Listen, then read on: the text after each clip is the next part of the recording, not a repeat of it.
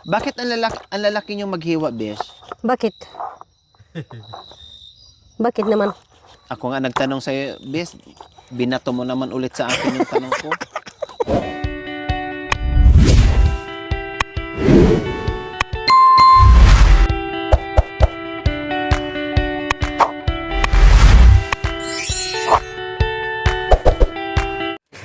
Okay, so ayan po mga kabayan, katatapos lang namin mag-coffee after namin mayari yung aming extension na mansion. So siyempre nakita niyo naman po mga kabayan, siyempre nandito tayo sa kabundukan, akala mo ay madilim na, gabing-gabi na. Pero nakita niyo naman ay palubog pa yung araw.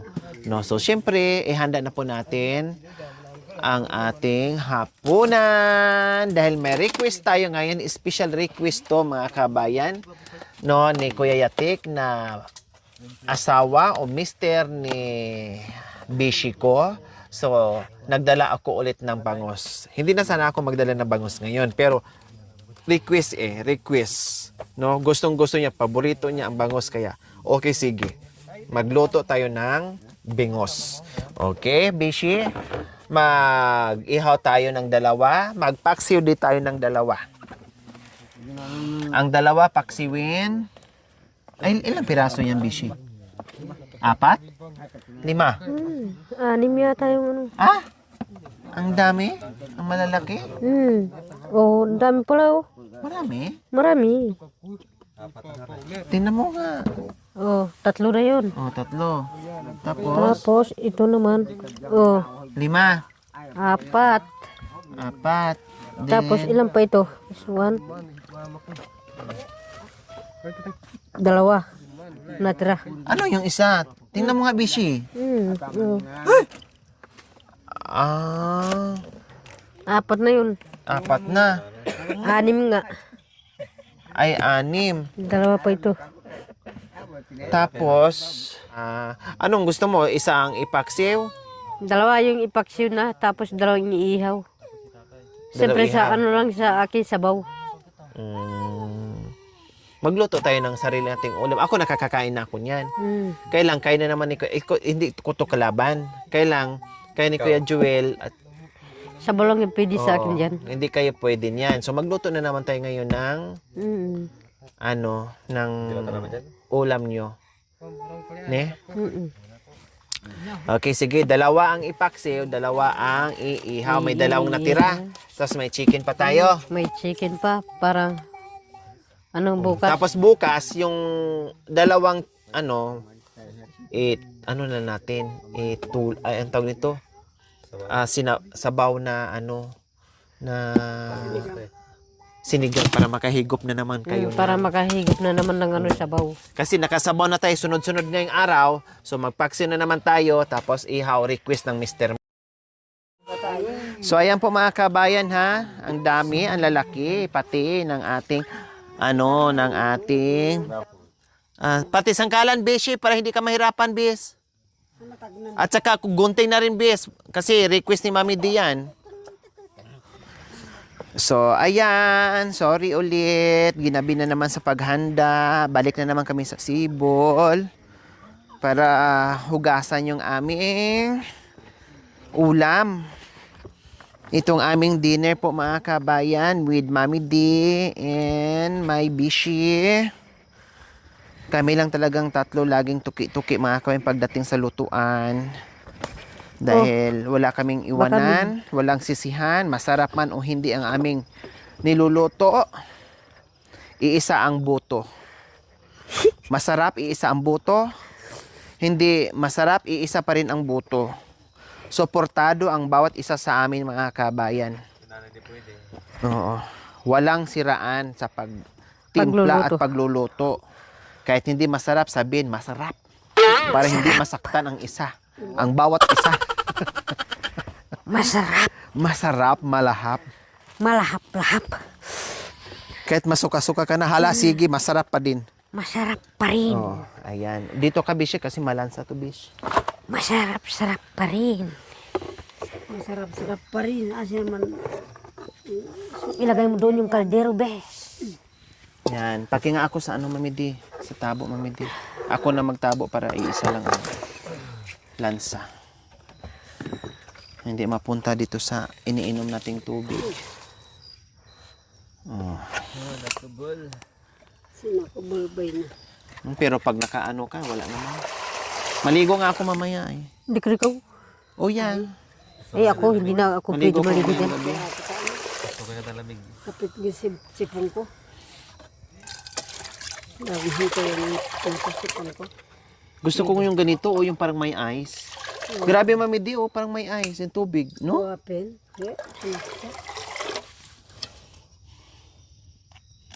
Ay, paki nga abot doon, Bishi. Lagyan ko ng tubig. Doon, Mami Di. Bastos tong insekto. Pinasukan yung ilong ko. Porque malaki butas ang ilong ko. Uwa. Ayan.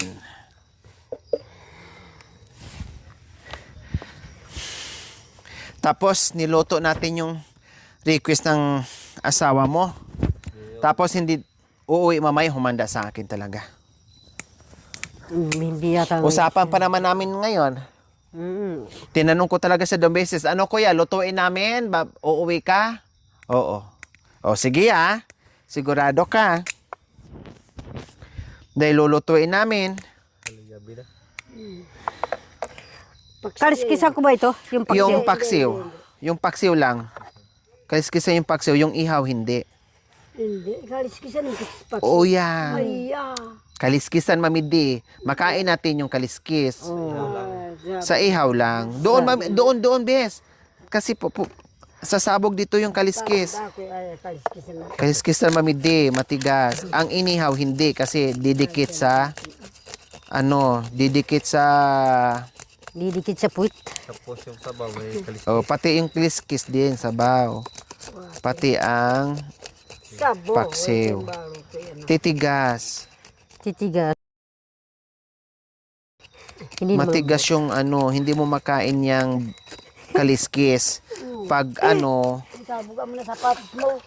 pag tawag nito, pag ihaw, okay lang kasi masusunog yung kaliskis.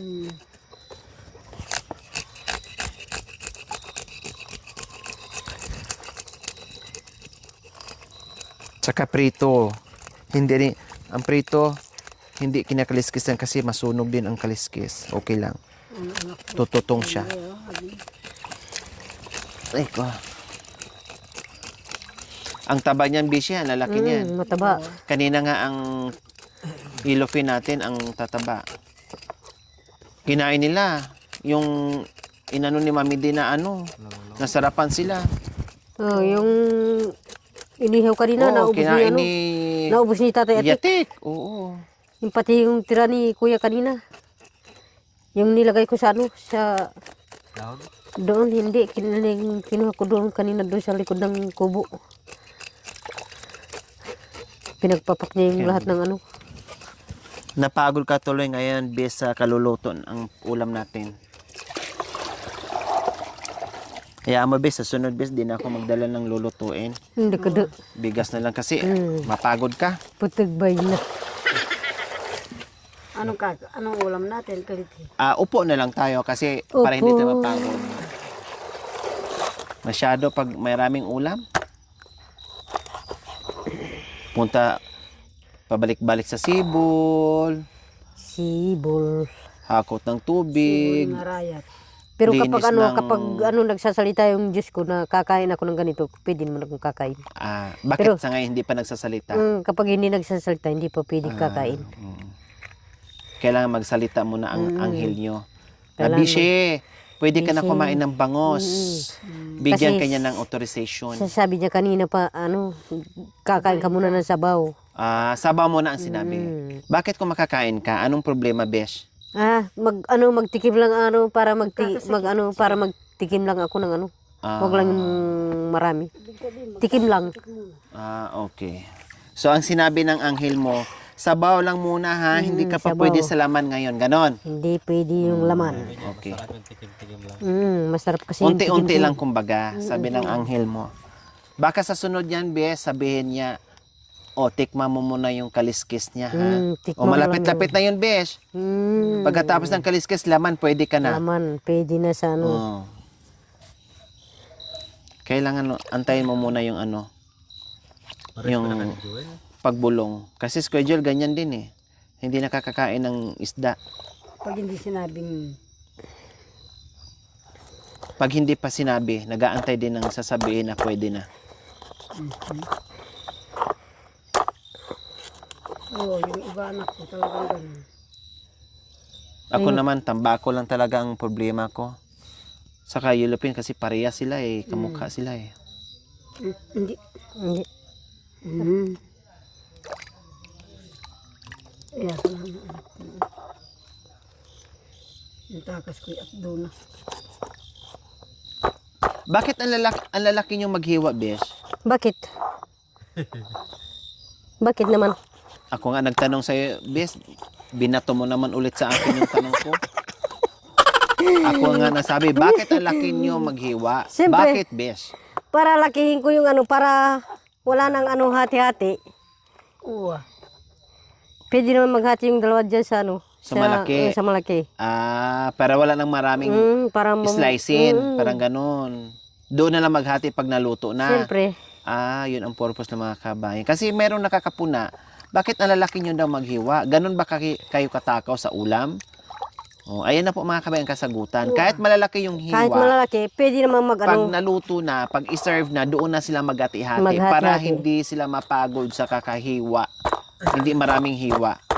Mukhang nahiya ka, Bes, ha? Niliitan mo ngayon. Ay, pwede naman obes. Malaki Ayan, naman. pwede na yan. Sa isang tao. Pwede Kami na. kasi, Bes, pag naghiwa, pang isahan na. Halimbawa, kung 10 kayo, o kundi pang 10 na, tagi-isang hiwa. Titig isang hiwa. Makan yan. Walang away. Tagi-isang, ano na, parte.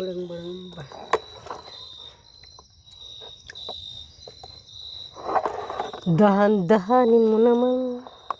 Para hindi ka naman matamaan Nang alin? ng masakit sa damdamin. Day, damdamin. Wala dito si Lakay mo Yatik. Sila kay Musyatik. Kaya sabi ko kay Tatay Atik, magligaw ka naman ng isang dalaga para mabubuntis mo. Sabi mo lang, pero pag ginawa yan, baka mabaliw ka na naman. Hindi naman ako nagsiselos sa kung saan naman. Sa ano lang, Alak. hindi. Sa okay na. Meron lang ako Aray ko. meron lang ako na hindi nagustuhan sa hindi naman sa para sa sa asawa. Kumbaga lang sa kapag nagagalit yung yung mga magulang. Pero sa sa asawa hindi naman. Sabi mo lang kasi wala pa. Hindi. Makanya naman, pero pag nandyan na, Bes, Yun? mahirap pala. Hindi naman mahirap madali naman tignan ko nga kung daw siya. Titignan ko lang kung mabuntis niya. Paano kung makakabuo nga? Siyempre sa kanya na. Ibigay mo na. Ibigay ko na. Sa iyo na yan. Ibigay mo na. Kasi wala sa akin. Kasi hindi ko siya mabigyan Pero kapag ako naman ay Aday. Ibigay ka rin niya. wag di siya magsisisi Ay. Parang sinabi mo, parang tinuro amis ko Yatik na kailangan siya muna mauna bago ako. Siyempre. Parang ikaw yung naghahanap, turuan mo lang si Kuya Yatik na paunahin para wala nang rason na maghanap ka ng iba. Pero para kapag makaya na. kapag may asawa na, hindi na ako maghahanap na lang ako ng trabaho. Yun lang para sa akin yun. Para sa mga magulang naman yung hinahanap na yung trabaho. Para hindi na sila mag-utang-utang sa mga sa tindahan. Mag-utang ng yung makakain. Ay lalo na bis, matatanda na sila ni. Mahirap di na Kasi ilang yan taon na lang di na makapaghanap buhay Yan si yan. tatay, kahit may anak siya, parang hindi gusto ng mga anak niya si tatay. Ikaw lang talaga ang Nagpo-focus. Ako lang na nagpo-focus sa kanila. Kung may anak na, may anak naman sila, sabi ko sa kanila, samahan natin yung mga mga magulang natin sa pagtatrabaho sa bundok. Paano na kapag wala na tayong mga magulang, saan naman tayo Pupunta. Saan naman tayo pupunta? Saan naman tayo kapag may konting problema tayo, kung saan naman tayo sabi ko sa kanila. Ay parang wala silang narinig. Kumbaga nagbingi-bingihan. Nandyan yung kapatid niya si tignan mo si tatay. Siyempre, swerte sa magulang na mayroong anak na magkalinga. Malas sa magulang kung walang anak na magkalinga. Malas talagang magulang. Siyempre, inanak mo yan para buhayin. Siyempre, Pinalaki mo, hindi pagdating ng panahon, hindi ka alagaan. siyempre, ganyan din ang pag-alaga sa iyo habang maliit ka pa. Ganyan din ang inaalagaan ka ng nanay. Diba? Kaya swerte Saka ka. yung tatay. Swerte sila na Kaya nagkaanak dapat sila naman ng yung tulad pag-alaga mo. ng mga magulang, dapat suklihan mo naman ng kabutihan naman. Kasi kapag wala ka na magulang, naririnig mo yung ibang tao, tumatawag sa nanay lang, nanay, o tatay. Tapos ikaw wala na ni. Tapos ikaw naman, nakatulala ka na lang doon sa tumatawag ng nanay. Naiinggit ka na walang magulang. Mahirap kasi kapag wala ka ng mga magulang. Pero kahit na wala akong anak, naiisip ko yung yung mga magulang. Kasi kapag wala ka ng mga magulang, parang Ganun lang talaga yun, Bes. Hindi ka wala na wala kang anak o walang asawa, walang pamilya. Basta ang importante, naalagaan mo yung mga magulang. oo. Basta importante ay hindi ka umasa sa ibang tao. Ganun lang yun.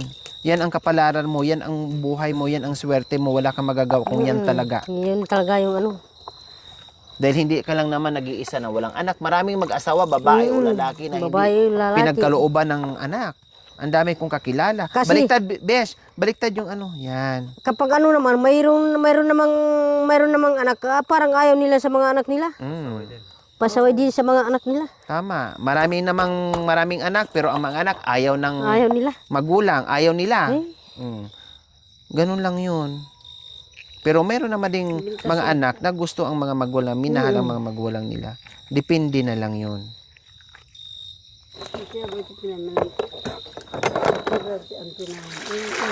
Hugasan mo muna yan, Bes.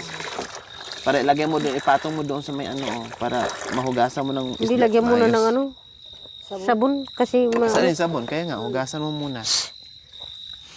Para itabi mo muna.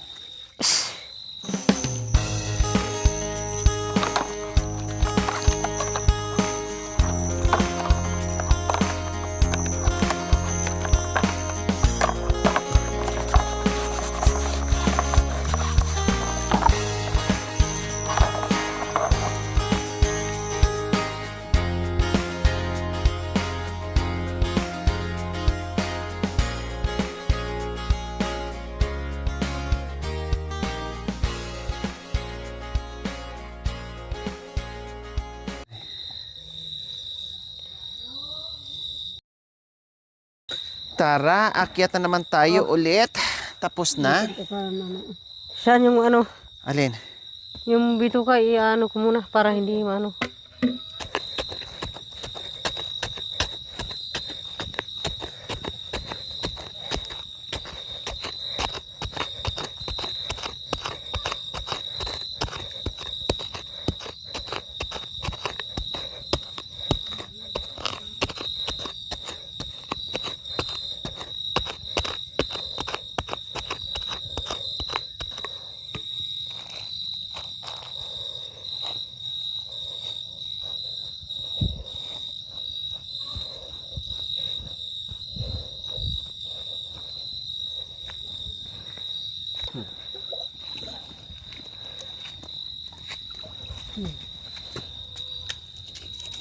Bakit yung anak ko? Yung kawali.